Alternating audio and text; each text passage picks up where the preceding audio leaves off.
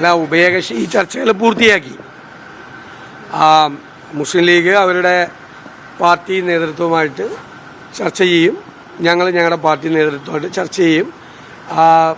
അതിനുശേഷം നാളത്തെ കഴിഞ്ഞാൽ 27-ാം തീയതി അത് ഫൈനലാവും. അത് കഴിഞ്ഞാൽ കോൺഗ്രസ് അതിൻ്റെ സ്ഥാനാർത്ഥി ചർച്ചകളുമായിട്ടുള്ള നടപടിക്രമങ്ങൾ 27-ാം തീയതി ആരംഭിക്കും. അതിൽ 3-ാം സീറ്റ് എന്നുള്ള വാദം കോൺഗ്രസ് അംഗീകരിക്കുന്നുണ്ടോ ഈ ഘട്ടത്തിൽ? അല്ല, അതൊന്നും ഇപ്പം നമുക്ക് ഈ 27-ാം തീയതി കഴിയാതെ പറയാൻ പറ്റില്ലല്ലോ. ഈ രാജ്യസഭാ സീറ്റിന്റെ നിർദ്ദേശം കോൺഗ്രസ് മുന്നോട്ട് വെച്ചു എന്ന് പറയുന്നുണ്ട്. അല്ലല്ല, അതെല്ലാം നിങ്ങൾ കൊടുക്കുന്ന വാർത്തകളല്ലേ. ഞങ്ങൾ തമ്മിൽ സംസാരിച്ച കാര്യങ്ങൾ ഞങ്ങൾക്കെല്ലാം അറിയുള്ളൂ. ഇന്ന് കൊടുത്ത നിർദ്ദേശങ്ങൾ എന്തൊക്കെയാണ്? അല്ല, അതങ്ങനെ അത്ര വിശദാംശങ്ങൾ പറയാമെങ്കിൽ വന്ന അതിൻ്റെ റിസൾട്ട് വന്ന് പറയുമല്ലോ. 27-ാം തീയതി ഞങ്ങളുടെ ചർച്ച പൂർത്തിയായി. പിന്നെ ഇതിന് പാർട്ടികളുടെയൊക്കെ പാർട്ടി നേതൃത്വമായിട്ട് ലോക്സഭാ തിരഞ്ഞെടുപ്പല്ലേ, ലോക്സഭാ തിരഞ്ഞെടുപ്പ് ദേശീയ പാർട്ടിയല്ലേ, ലോക്സഭാ തിരഞ്ഞെടുപ്പ് വെച്ച് മുന്നണിയിലെ കക്ഷികൾ വെച്ച് തമ്മിൽ നടത്തുന്ന സീറ്റ് ചർച്ചകളെ സംബന്ധിച്ച് കോൺഗ്രസിന് അതിൻ്റെ ദേശീയ നേതൃത്വത്തെ അറിയിക്കേണ്ടതുണ്ട്. അവർക്കാണെങ്കിൽ മുസ്ലിം ലീഗിൻ്റെ പ്രസിഡന്റ് കൂടിയായ സാദിഖ് അലി ശിഹാബ് നമ്മുടെ സ്ഥലത്തില്ല. അദ്ദേഹം നാളെ രാത്രിയിൽ അദ്ദേഹം എത്തിച്ചേരുന്നു. മറ്റന്നാളെ ചർച്ച നടക്കും. അപ്പോൾ അത് ഫൈനൽ കാര്യങ്ങൾ ഞങ്ങൾ ചർച്ച പൂർത്തിയായിട്ടുണ്ട്. ഞങ്ങൾ സംതൃപ്തരാണ്. ഞങ്ങൾ രണ്ടു കൂട്ടരും സംതൃപ്തരാണ്. ഞങ്ങളെന്ന് പറഞ്ഞാൽ കോൺഗ്രസ് അല്ലല്ലേ മാത്രം പറഞ്ഞു, ഞാൻ UDF ചെയർമാനായിട്ടല്ലേ പറയുന്നത്. UDF സംതൃപ്തമാണ്. വളരെ ഭംഗിയായിട്ട് ചർച്ചകൾ പൂർത്തിയാക്കിയിട്ടുണ്ട്.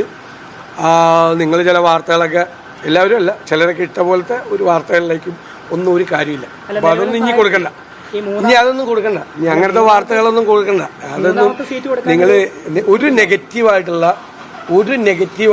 ഒരു കാര്യവും നടക്കില്ല. നെഗറ്റീവായിട്ടുള്ള ഒരു ക്യാമ്പയിൻ നടക്കണ്ടല്ലോ, അതൊന്നും നടക്കില്ല. എല്ലാം പോസിറ്റീവാണ്. അദ്ദേഹം തന്നെ പറഞ്ഞല്ലോ, ലീഗ് നേതാക്കൾ തന്നെ വ്യക്തമാക്കിയല്ലോ, വളരെ പോസിറ്റീവാക്കി, വളരെ ഭംഗിയാക്കി. ഞങ്ങൾ എത്ര വർഷത്തെ ബന്ധമുള്ള രണ്ട് സഹോദര പാർട്ടികളാണ്, എത്രയോ വർഷത്തെ ബന്ധമുള്ള. ഞങ്ങൾ അധികം സമയമൊന്നും എടുത്തില്ലെന്ന് നിങ്ങൾക്കറിയാമല്ലോ. വേറെ കാര്യങ്ങളാണ് ഞങ്ങൾ കൂടുതൽ സംസാരിച്ചത്. ഞങ്ങൾ പറയേണ്ട കാര്യങ്ങൾ അങ്ങോട്ടും ഇങ്ങോട്ടും പറഞ്ഞു. കാരണം അങ്ങോട്ടും ഇങ്ങോട്ടും സംസാരിക്കുന്നത് പൂർണ്ണമായ വിശ്വാസത്തോടു കൂടിയും ബഹുമാനത്തോടു കൂടിയാണ്. ഞങ്ങളുടെ മുന്നണിയിലെ ഏറ്റവും പ്രധാനപ്പെട്ട രണ്ടാമത്തെ കക്ഷിയാണ് ലീഗ്. അതനുസരിച്ച് ഭംഗിയായിട്ട് ചർച്ചകളൊക്കെ പൂർത്തിയാക്കിയിട്ടുണ്ട്. നിങ്ങളാണെങ്കിൽ ബോഡി ലാംഗ്വേജും കൂടി നോക്കണ ആളാണ്.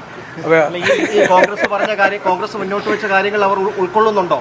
അല്ലല്ല, അത് രണ്ടു കൂട്ടരും അങ്ങോട്ടും ഇങ്ങോട്ടും അവർ പറഞ്ഞ കാര്യങ്ങൾ ഞങ്ങൾ പറഞ്ഞ കാര്യങ്ങൾ അവർ ഉൾക്കൊള്ളുന്നുണ്ട്. അങ്ങനെയല്ലേ ഉഭയകക്ഷി ചർച്ച എന്നാണ് ഇതിന് പറയുന്നത്.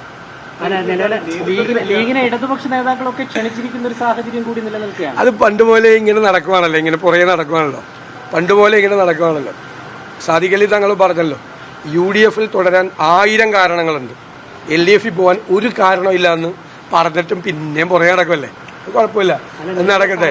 ഒരു ബുദ്ധിമുട്ട് അറിയിച്ചിട്ടുണ്ടോ? 3-ാം സീറ്റ് കൊടുക്കുന്ന ബുദ്ധിമുട്ട്, ആ തരത്തിലുള്ള പ്രശ്നങ്ങളുണ്ടോ?